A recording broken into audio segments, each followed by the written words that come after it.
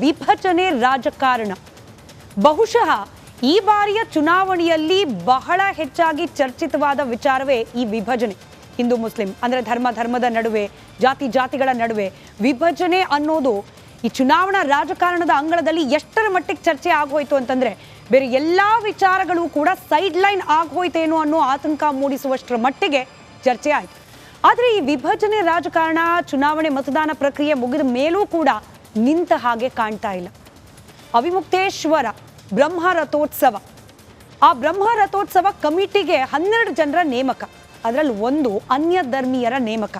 ಇದೇ ವಿಚಾರಕ್ಕೆ BJP ಸಿಡಿದೇಳ್ತು, Twitter ಖಾತೆಯಲ್ಲಿ ಟ್ವೀಟ್ ಮಾಡ್ತು. ಅದಾದ ನಂತರದಲ್ಲಿ ಕಾಂಗ್ರೆಸ್ನವರು ಕೊಟ್ಟರು ಕೌಂಟರ್.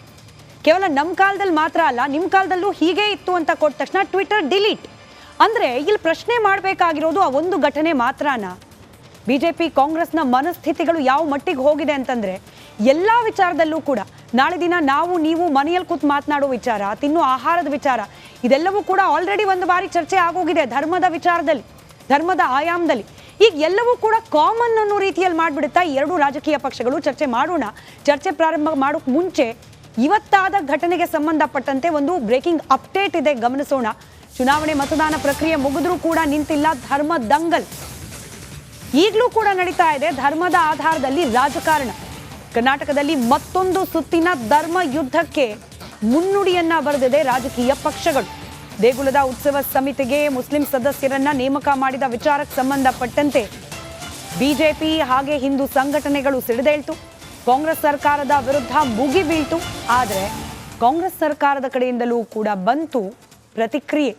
2020ರಲ್ಲಿ 2022ರಲ್ಲಿ ಇದೇ ದೇವಸ್ಥಾನದ ಅದೇ ಬ್ರಹ್ಮ ರಥೋತ್ಸವದ ಸಮಿತಿ ರಚನೆ ಸಂದರ್ಭದಲ್ಲಿ ನಿಮ್ಮ ಸರ್ಕಾರ ಇರ್ತಾ ಕೂಡ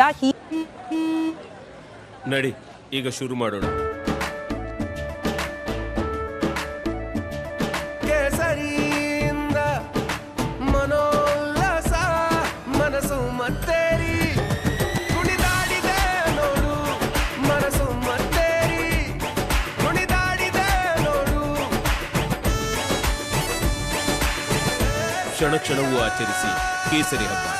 ವಿಮಲ್ ಬಾಯಲ್ಲಿ ಹೇಳಿ ಕೇಸರಿ. ಹೀಗೆ ಆಗಿತ್ತಲ್ಲ ಅನ್ನೋ ಪ್ರಶ್ನೆ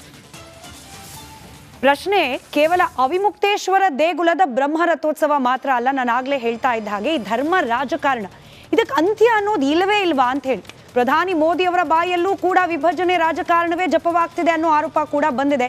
ಹೀಗಾಗಿ ಇವತ್ತಿನ ಮಹಾಭಾರತ ಚರ್ಚಾ ಕಾರ್ಯಕ್ರಮದಲ್ಲೂ ಕೂಡ ಒಂದಷ್ಟು ಪ್ರಶ್ನೆಗಳಿಗೆ ಉತ್ತರವನ್ನ ಕಂಡುಕೊಳ್ಳೋ ಪ್ರಯತ್ನವನ್ನ ಮಾಡಿಬಿಡೋಣ. ಚರ್ಚೆಯಲ್ಲಿ ನನ್ನ ಜೊತೆ ಭಾಗಿಯಾಗ್ತಾ ಇದ್ದಾರೆ ಬಿಜೆಪಿ ವಕ್ತಾರರಾದ ಅಶೋಕ್ ಗೌಡ್ರು, ಹಾಗೆ ಹಿಂದೂ ಮುಖಂಡರಾದ ಶರತ್ ಅವರು, ಹಾಗೆ ಮುಸ್ಲಿಂ ಮುಖಂಡರಾದ ಚಿಂತಕರಾದ ಅಬ್ದುಲ್ ರಜಾಕ್, ವಿಶ್ಲೇಷಕರಾದ ಶಶಿಕಾಂತ್ ಯಡಳ್ಳಿ ಅವರು ಬರುವ ನಿರೀಕ್ಷೆ ಇದೆ. ಅವ್ರು ಬಂದ ನಂತರದಲ್ಲಿ ಅವರನ್ನ ಕೂಡ ಮತ್ತೊಮ್ಮೆ ವೆಲ್ಕಮ್ ಮಾಡ್ಕೊಳ್ಳೋಣ. ಅಶೋಕ್ ಗೌಡ್ರೆ, ಈ ಕೋಮು ಸಹಿಷ್ಣುತೆ ಅನ್ನೋ ಒಂದು ಪದವನ್ನ ಬಿಜೆಪಿ ಮರ್ತೇ ಬಿಟ್ಟಿದ್ಯಾ ಅಥವಾ ಮರ್ತಂಗ್ ನಟಿಸ್ತಾ ಇದೆಯಾ ಅಂತ ಹೇಳಿ? ಯಾಕಪ್ಪ ಎಲ್ಲಾದ್ರಲ್ಲೂ ನೀವು ಹಿಂದೂ ಮುಸ್ಲಿಂ ಅಂತ ಹೇಳಿ ಬೂತ್ ಕನ್ನಡಿ ಇಟ್ಕೊಂಡು ಹುಡ್ಕೋಕ್ ಹೋಗ್ತಿದ್ದೀರಾ ಇತ್ತೀಚೆಗೆ? ನಾವು ಆಕ್ಚುಲಿ ಏನಂತಂದ್ರೆ ಇದನ್ನ ನೀವು ಕಾಂಗ್ರೆಸ್ಗೆ ಕೇಳಿದಿದ್ರೆ ತುಂಬಾ ಸೂಕ್ತವಾಗಿರ್ತಿತ್ತು. ನೋಡಿ, ಕಾಂಗ್ರೆಸ್ ಬರೋದೇ ಇಲ್ಲ.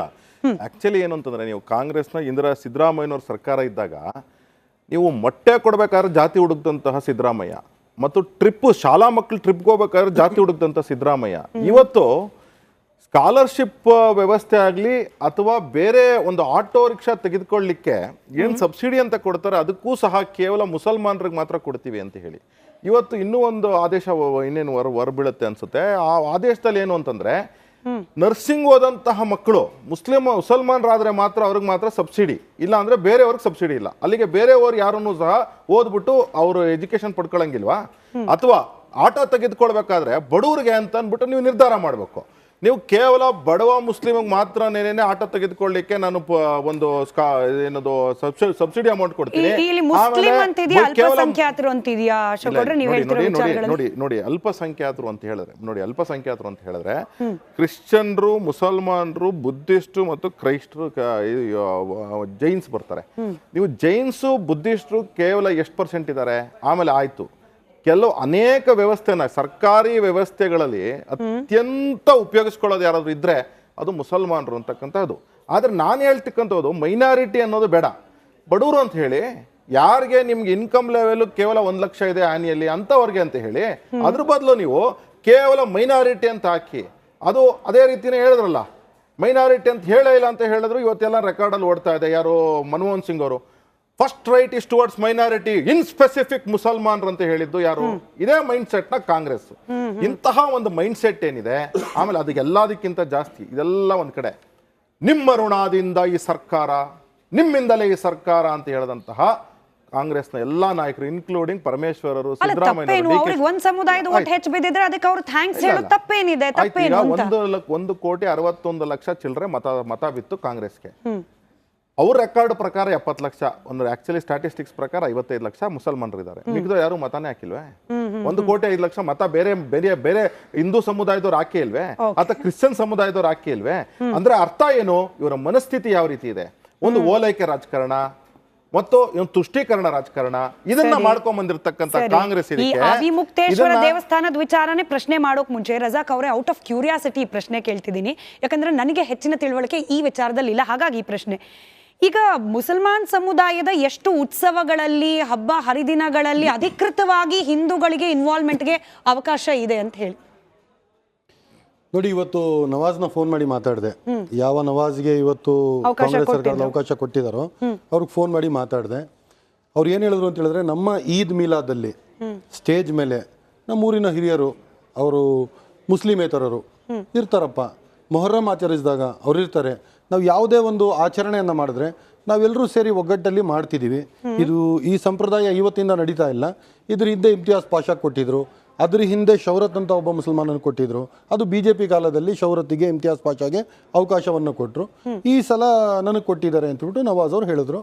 ನಾನೇನು ಹೇಳಕ್ಕೆ ಇಷ್ಟಪಡ್ತೀನಿ, ಒಂದು ಊರ ಹಬ್ಬ, ಒಂದು ಜಾತ್ರೆ, ಒಂದು ರಥೋತ್ಸವ, ಅದು ಊರಲ್ಲೆಲ್ಲ ರೋಡೆಲ್ಲ ಒಂದು ಡೆಕೋರೇಷನ್ ಮಾಡಿ, ಅಲಂಕಾರ ಮಾಡಿ, ಎಲ್ಲ ಮಾಡಿ ಅವರು ಆಚರಿಸೋದನ್ನ ಇವತ್ತು ತಗೊಂಡು ಇವ್ರು ಏನಂತ ಟ್ವೀಟ್ ಮಾಡ್ತಾರೆ, ಮನಸ್ಥಿತಿ ಬಗ್ಗೆ ಮಾತಾಡ್ತಾರೆ. ಅಶೋಕ್ ಗೌಡ್ರು ಮನಸ್ಥಿತಿ ಬಗ್ಗೆ ಮಾತಾಡ್ತಾರೆ, ಮುಂಚೆ ಪ್ರಶ್ನೆಗೆ ಉತ್ತರ ಕೊಡ್ಲಿಲ್ಲ. ನೋಡಿ, ಇಲ್ಲಿ ಒಂದು ಕಮಿಟಿ ರಚನೆ ಮಾಡಿ ಅದರಲ್ಲೊಬ್ರು ಮುಸಲ್ಮಾನರಿಗೆ ಅವಕಾಶ ಕೊಡೋ ತರ ನಿಮ್ಮ ಸಮುದಾಯದಲ್ಲಿ ಎಷ್ಟಿರುತ್ತೆ?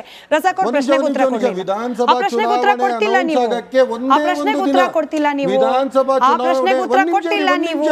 ಅವ್ರು ಇಷ್ಟೊಂದು ಲೆಕ್ಚರ್ ಕೊಟ್ರಲ್ಲ, ಅದಕ್ಕೆ ಒಂದೇ ಒಂದು ಉತ್ತರ, ಅಟ್ಲೀಸ್ಟ್ ಒಂದು ಲೈನ್ ಕೊಡಿ. ನನ್ನ ಪ್ರಶ್ನೆಗೆ ಉತ್ತರ ಮಾತಾಡಿಲ್ಲ. ಅವ್ರು ಹೇಳ್ಬಿಡ್ಲಿ ಅವ್ರ ಮಾತನ್ನ ಅಂತ ಹೇಳ್ಬಿಟ್ಟು ಮಧ್ಯ ಮಾತಾಡಿಲ್ಲ, ಡಿಬೇಟ್ ಡಿಸ್ಟರ್ಬ್ ಆಗ್ಬಾರ್ದು ಅಂತ. ನಾನೇನ್ ಹೇಳ್ತಾ ಇದ್ದೀನಿ, ಮನಸ್ಥಿತಿ, ಕಾಂಗ್ರೆಸ್ ಮನಸ್ಥಿತಿ, ಮುಸಲ್ಮಾನರ ಮನಸ್ಥಿತಿ, ಓಲೈಕೆ ರಾಜಕಾರಣ, ತುಷ್ಟೀಕರಣ ಅಂತ ಹೇಳಿದ್ರಲ್ಲ, ವಿಧಾನಸಭಾ ಚುನಾವಣೆಯ ಅಂತಿಮ ಇದು ಶುರುವಾಗಕ್ಕೆ ಒಂದಿನ ಇದೆ.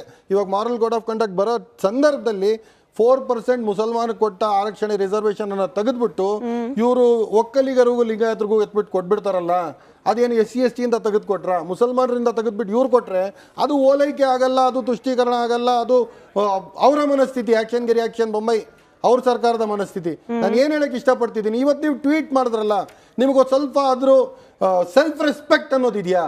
ಟ್ವೀಟ್ ಮಾಡೋಕ್ಕಿಂತ ಮುಂಚೆ ಅಟ್ಲೀಸ್ಟ್ ನೀವೇನು ಮಾಡಿದ್ದೀರಾ ಅದನ್ನ ನೋಡಬೇಕು. ಜಾತ್ರೆಗಳಲ್ಲಿ ಮುಸಲ್ಮಾನರಿಗೆ ಜಾಗ ಕೊಡಲ್ಲ ಅಂತ ಹೇಳಿದ್ರೆ ಹಿಂದೂ ರಕ್ಷಣಾ ವೇದಿಕೆಗಳು, ಅದುಗಳು ಇದುಗಳು ಎಲ್ಲರೂ ಹೋಗ್ಬಿಟ್ಟು ದೇವಸ್ಥಾನಗಳ ಮುಂದೆ